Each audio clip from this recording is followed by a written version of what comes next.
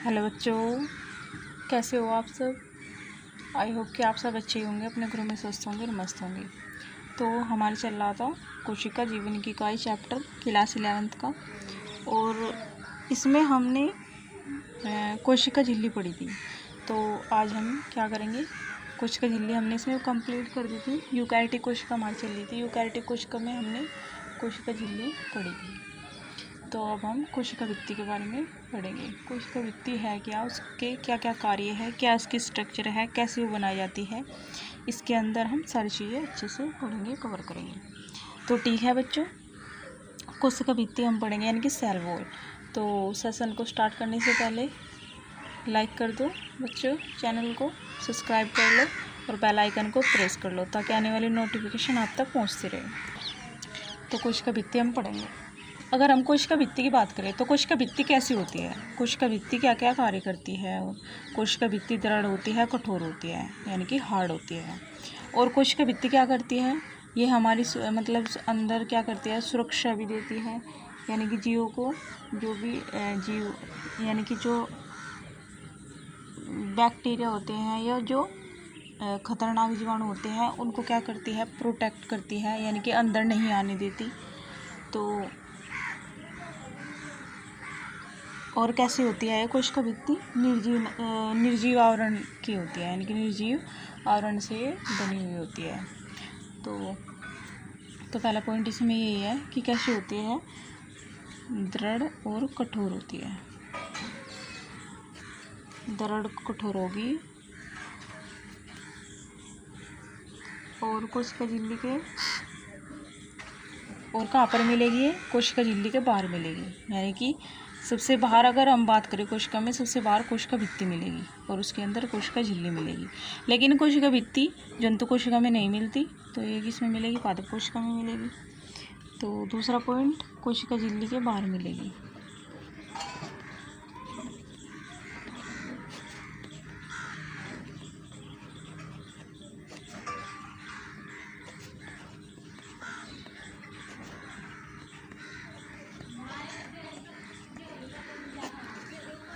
तो 2 पॉइंट होगी।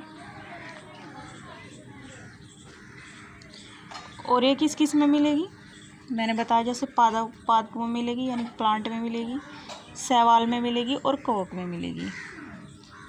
तो किस में मिलेगी ये, तीसरा पॉइंट, शैवाल में मिलेगी जिसे एल्गी बोलते हैं, और पादपों में मिलेगी जिसे प्लांट भी कहते हैं, और कवकों में मिलेगी। तो इन सब में क्या होती है, ये मिलती है, शैवाल में मिलेगी, पादपों में मिलेगी और कवकों में ये पाई जाएगी कोशिका भित्ति।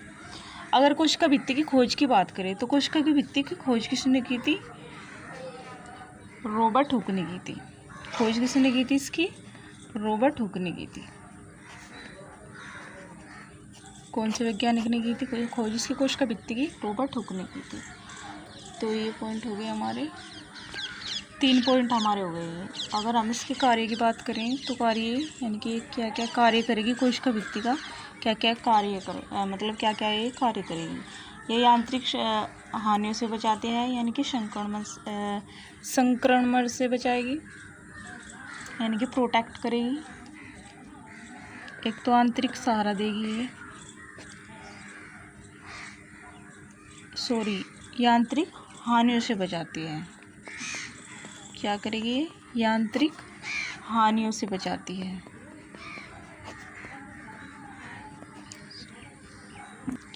और इसका दूसरा कार्य क्या है, ये आकार को बनाए रखती है, यानी कि जो शेप होगी कोशिका की उसको क्या करती है, ये बनाए रखती है। तो क्या करेगी,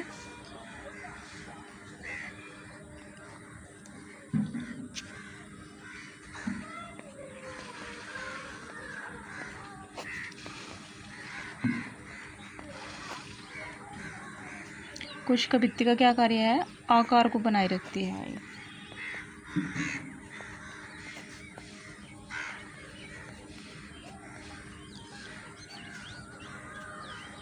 और एक कार्य क्या है इसका, ये आपसी यानी कि कोशिका के बीच जो होगा ये आपसी संपर्क बनाए रखती है, यानी कि 2 कोशिका होंगी तो उनके बीच क्या होगा, आपसी संपर्क को भी बनाए रखती है कोशिका भित्ति है।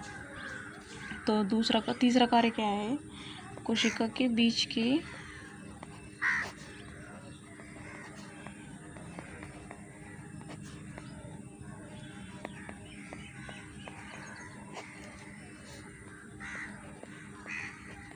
आपसी संपर्क को बनाए रखती है।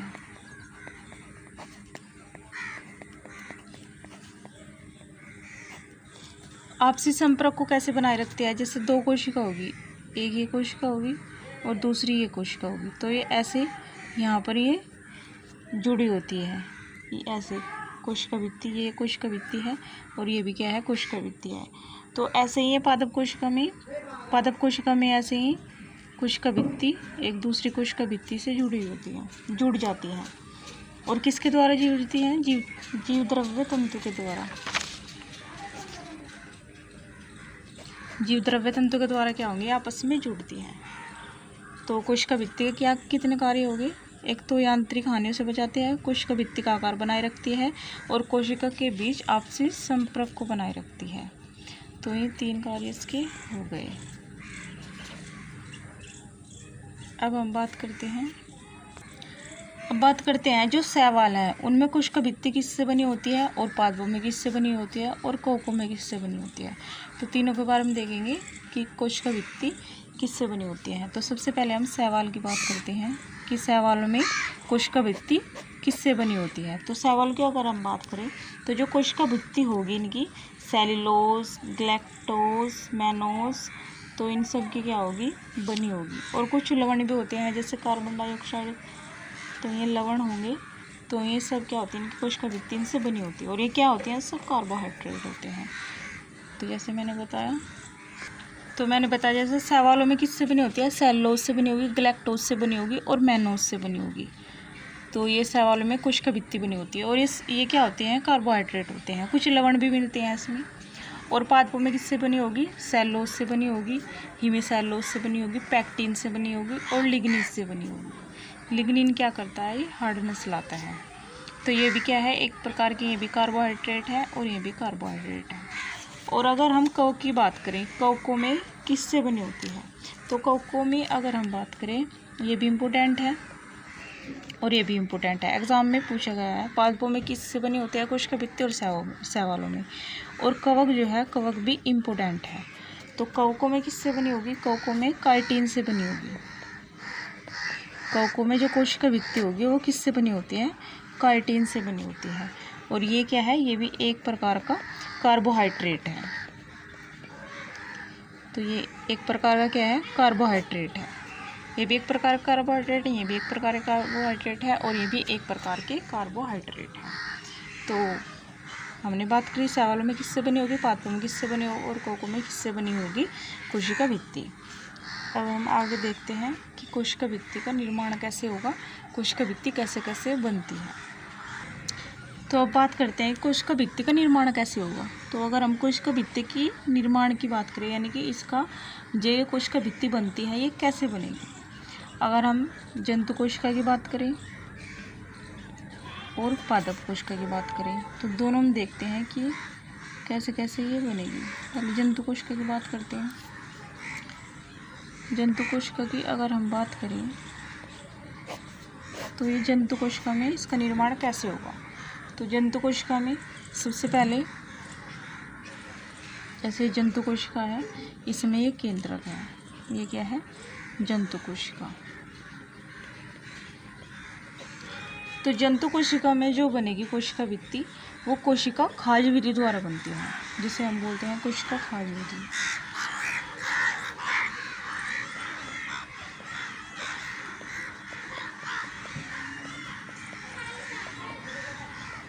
इस विधि द्वारा क्या बनती है, कोशिका भित्ति बनती है।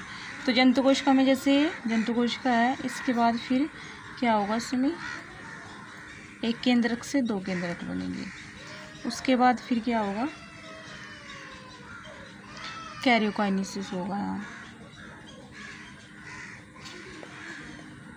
कैरियोकाइनेसिस होगा। कैरियोकाइनेसिस में क्या होता है, यानी कि केंद्रक विभाजन होगा। यहाँ क्या हुआ, केंद्रक विभाजन हुआ। फिर क्या होगा,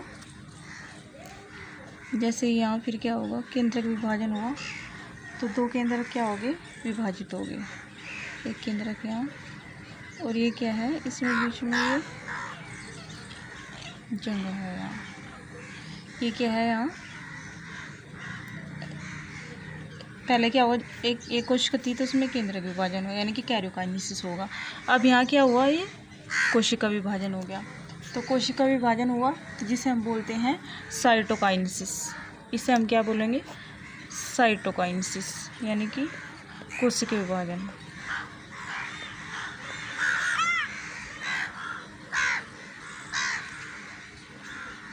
पहले केंद्रक विभाजन होगा यानी कि कैरियोकाइनेसिस होगा, फिर कोशिका विभाजित होगी यानी कि जिसे हम बोलते हैं साइटोकाइनेसिस। तो एक कोशिका से कितनी कोशिका का निर्माण होगा, दो कोशिका का निर्माण होगा। तो इसमें जो ये एक कोशिका से यानी कि ये कोशिका भित्ति जो बनेगी, इसमें ये परिधि से केंद्रक की ओर बनेगी। यानी कि क्या होगा, इसमें जो ये विभाजित होगी ये परिधि से होती हुई किसकी तरफ होगी, केंद्र की तरफ होगी। परिधि यानी कि किनारा, किनारे से होती हुई या किस तरफ विभाजन होगा इसका, किस तरह ये विभाजित होगी, केंद्रक की ओर। यानी कि ऐसे किनारे से जाती हुई ये केंद्रक की ओर जाती जाएगी और केंद्रक की ओर जाते जाते क्या हो जाएगी, एक कोशिका से दो कोशिका बन जाएगी। तो हम बोल सकते हैं कि जंतु कोशिका में जो कोशिका खाज विधि द्वारा जो एक कोशिका से यानी कि जो जंतु कोशिका में कोशिका भित्ति का निर्माण होगा वो किस विधि द्वारा होगा, कोशिका खाज विधि द्वारा होगा। यानी कि इसमें जो कोशिका भित्ति बनेगी वो परिधि से केंद्रक की ओर बनेगी। कैसे बनेगी, इसमें परिधि से केंद्रक की ओर।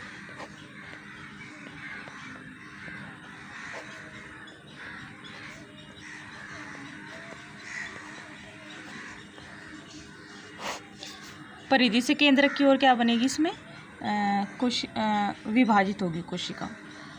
तो जंतु कोशिका में ऐसे कोशिका भित्ति का निर्माण होगा कोशिका खाज विधि द्वारा। अब देखते हैं हम कि पादप कोशिका में कैसे कोशिका भित्ति का निर्माण होगा। तो इसमें परिधि से केंद्रक की ओर विभाजित क्यों होती है ये कोशिका, क्योंकि इसमें कोशिका भित्ति तो नहीं होती जंतु कोशिका में, कोशिका झिल्ली होगी। और कोशिका झिल्ली कैसी होती है, ये क्या करती है, परिधि से केंद्रक की ओर क्या कर देती है, कोशिका विभाजन कर देती है। तो क्या हो जाती है, एक कोशिका से दो कोशिका का निर्माण हो जाता है। तो जैसे जंतु कोशिका में मैंने यहाँ कोई भी कोशिका भित्ति नहीं दिखा रखी है, नहीं दर्शा रखी है। तो पहले इसमें क्या होगा, जंतु कोशिका में कैरियोकाइनेसिस होगा, केंद्रक विभाजन होगा। फिर इसमें क्या होगा, साइटोकाइनेसिस होगा, साइटोकाइनेसिस यानी कि कोशिका विभाजन होगा। तो जैसे ही कोशिका विभाजन होगा तो एक कोशिका से दो कोशिका का इसमें क्या हो जाएगा, निर्माण हो जाएगा। और कैसे होगा, परिधि से केंद्रक की ओर होगा।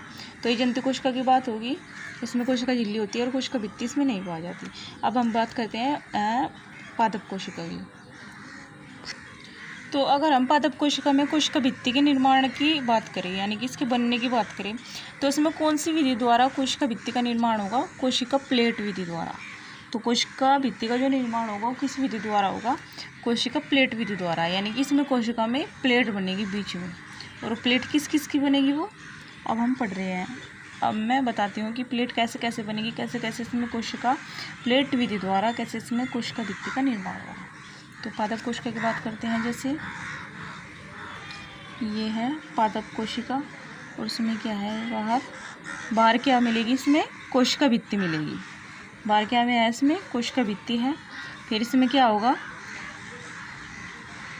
ये बाहर क्या है, ये कोशिका भित्ति है। तो इसमें क्या होगा, एक केंद्रक से दो केंद्रक बनेंगे, इसमें भी ऐसे ही। फिर इसमें यानी कि यहाँ क्या हुआ, इसमें कैरियोकाइनेसिस हुआ। फिर उसके बाद क्या होगा, यहाँ क्या बनेगी, इसमें एक प्लेट बनेगी। और ये प्लेट है किस किस की, क्या क्या इसमें है अंदर इस प्लेट, और ये प्लेट किस किस से बनी है, यानी कि इसमें क्या, यानी कि अंदर क्या मिल रहा है, कोशिका के अंदर क्या है, कोशिकांग है, यानी कि कोशिका द्रव्य है। कोशिका द्रव्य में क्या है, कोशिकांग मिलेंगे। तो कौन कौन से कोशिकांग हैं जो इस प्लेट को बना रहे हैं। अगर हम कोशिका अंग की बात करें यानी कि कौन कौन से कोशिकांग हैं जो इस प्लेट को बना रहे हैं, तो अगर हम इस प्लेट की बात करें तो उसमें अंतःपर्दव्य जालिका है और गोलजिकाएँ हैं जो इस कोशिका प्लेट को बनाएंगी। इसका नाम क्या है, कोशिका प्लेट। यानी कि इसमें क्या होगा, अंदर कोशिका द्रव्य होगा, और कोशिका द्रव्य के अंदर क्या मिलेंगे, कोशिकांग मिलेंगे। कोशिका अगर हम कोशिका की बात करें तो कोशिका में क्या मिलते हैं, कोशिका द्रव्य मिलता है। कोशिका द्रव्य के अंदर क्या मिलते हैं, कोशिकांग मिलते हैं। तो कोशिका प्लेट के अंदर क्या मिल रहे हैं, कोशिका अंग मिल रही है। कोशिका प्लेट के अंदर क्या है, कोशिकांग है। कोशिकांग कौन कौन से हैं, एंडोप्लाज्मिक रेटिकुलम जिसे ER बोलते हैं, और प्लस क्या है, गोल्जिकाए है। इसे क्या बोलते हैं, एंडोप्लाज्मिक रेटिकुलम। यहाँ पे पूरा नाम लिख देती हूँ, एंडोप्लाज्मिक रेटिकुलम या अंतःप्रद्रव्य जालिका, अंतःद्रव्य जालिका भी इसे बोलते हैं। तो ये दो से मिलकर बनी है कोशिका प्लेट, एंडोप्लाज्मिक रेटिकुलम और गोल्जिकाए। तो प्लस यानी कि एंडोप्लाज्मिक रेटिकुलम जिसे ER बोलते हैं, और गोल्जिकाए दोनों से मिलकर क्या बनी है, कोशिका प्लेट बनी है, जिसे हम बोलते हैं स्फेरोसोम। इसका नाम क्या है, स्फेरोसोम। इसे हमने दोनों को क्या बोला, जोड़कर स्फेरोसोम। तो स्फेरोसोम से मिलकर बनी है कोशिका प्लेट। स्फेरोसोम में क्या है, अंतःप्रद्रव्य जालिका और गोल्जिकाए। इससे क्या बोला हमने, एंडोप्लाज्मिक रेटिकुलम। अब हम बात करती हूँ इसकी कोशिका प्लेट की बात करते हैं, ये कैसे कैसे कोशिका प्लेट का ये निर्माण हुआ। तो ये क्या है, अंदर कोशिका भित्ति है, बाहर क्या है, ये कोशिका भित्ति है, और ये यहाँ क्या है, केंद्रक है। यानी कि केंद्रक का विभाजन हो गया, और बाहर क्या मिली है, कोशिका भित्ति मिल रही है। अगर हम बात करें, इसमें अंतःप्रद्रव्य जालिका भी है और गोल्जिकाए भी है, जिसने स्फेरोसोम बोला है। तो ये स्फेरोसोम क्या होंगे, जैसे ये 100 है, यानी कि 200 हैं, 100 इसमें एंडोप्लाज्मिक और 100 इसमें गोल्जिकाए। तो ये क्या करेंगे, आधे इस ओर जाएंगे और आधे इस ओर जाएंगे, यानी कि आधे ऊपर की ओर जाएंगे, आधे नीचे की ओर जाएंगे। यानी कि कुछ ऐसे क्या करेंगे,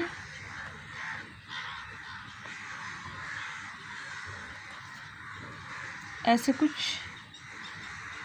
जिसे ER बोलते हैं, और गोल्जिकाए आधे ऊपर जाएंगे और आधे नीचे जाएंगे। तो जैसे ही ऊपर जाएंगे, आधे ऊपर जाएंगे, आधे नीचे जाएंगे, तो कुछ ये यहाँ पर स्त्रावण करके जाएंगे। यानी कि स्त्रावण का मतलब है कुछ ये स्त्रावण, यानी कि जो कार्य करेंगे वो स्त्रावण का यहाँ कुछ छोड़कर जाएंगे। यानी कि जैसे 200 हैं, 200 एंडोप्लाज्मिक रेटिकुलम है और 200 गोल्जिकाए हैं। यानी कि 200 अंतःद्रव्य जालिका है और 200 ही गोल्जिकाए हैं। तो 100 गोल्जिकाए हैं और 100 एंडोप्लाज्मिक रेटिकुलम है। तो आधे ऊपर जाएंगे, 100 ऊपर जाएंगे और 100 नीचे आएंगे। यानी कि अगर 100 है तो 50 ऊपर जाएंगे और 50 नीचे आएंगे। ऐसे ही गोल्जिकाए आधे इधर जाएंगे और आधे ऊपर जाएंगे। तो जैसे ही ये ऊपर जाएंगे और नीचे आएंगे, तो गोल्जिकाए क्या करेगा, इस तरह गोल्जिकाए का जो कार्य होगा क्या करेगा, वो स्त्रावण करेगा। यानी कि कुछ स्त्राव, यहाँ कुछ चीज़, यानी कि कुछ स्त्राव करके, यानी कि कुछ छोड़कर जाएगा। तो कुछ यहाँ पर स्त्रावण करके जाएगा गोल्जिकाए। तो जो गोल्जिकाए यहाँ स्त्रावण करके जाएगा, तो उससे क्या बनेगी, मध्य पटलिका। उससे क्या बनेगी यहाँ पर, मध्य पटलिका, जिसे बोलते हैं मिडिल लैमेला।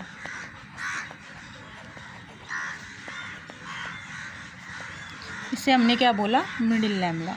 यानी कि स्त्रावण करके गया गोल्जिकाए। स्त्रावण कौन करेगा, गोल्जिकाए।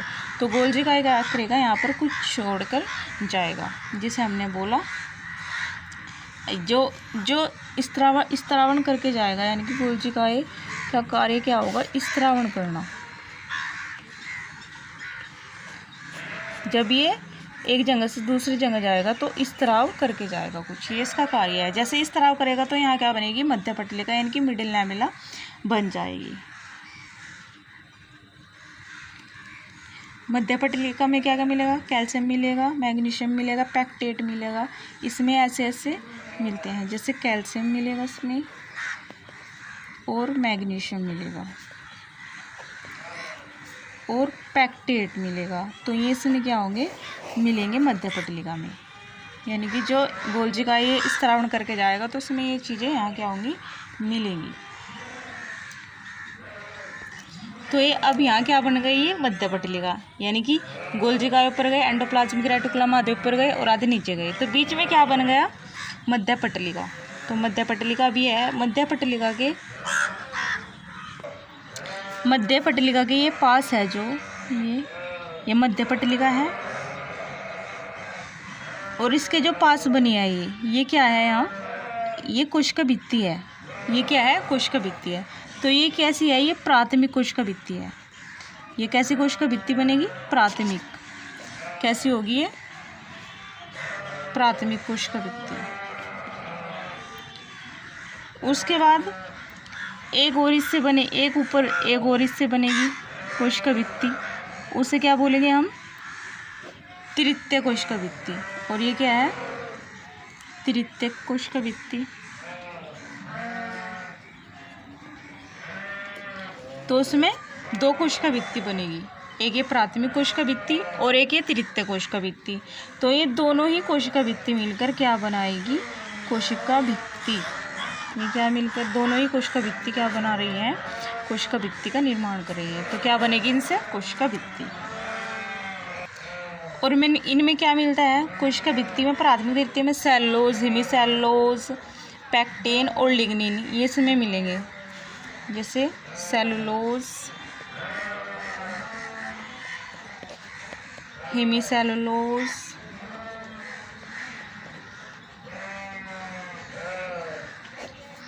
और पैक्टिन और लिग्निन। लिग्निन क्या करता है, हार्डनेस लाता है। इसका काम क्या है, हार्डनेस, यानी कि कठोरपन लाना। तो इस सब किस में मिलेंगे, कोशिका भित्ति में मिलेंगे, और इनमें केंद्रक बन जाता है ऐसे। तो आई होप कि बच्चों मेरा लेक्चर आपको अच्छा लगा होगा। तो मैंने कोशिका भित्ति कैसे बनती है ये आपको बताया। तो ठीक है बच्चों, अगर आपको मेरा लेक्चर अच्छा लगा हो तो लाइक करके जाना और चैनल को सब्सक्राइब करके जाना, ताकि आप और बेल आइकन को प्रेस करके जाना, ताकि आने वाली नोटिफिकेशन आप तक पहुंचती रहे। तो ठीक है बच्चों, आज का सेशन यहीं पर मैं एंड करती हूँ। अगले टॉपिक में मिलेंगे नेक्स्ट लेक्चर में। तो ठीक है बच्चों, आप सभी का धन्यवाद।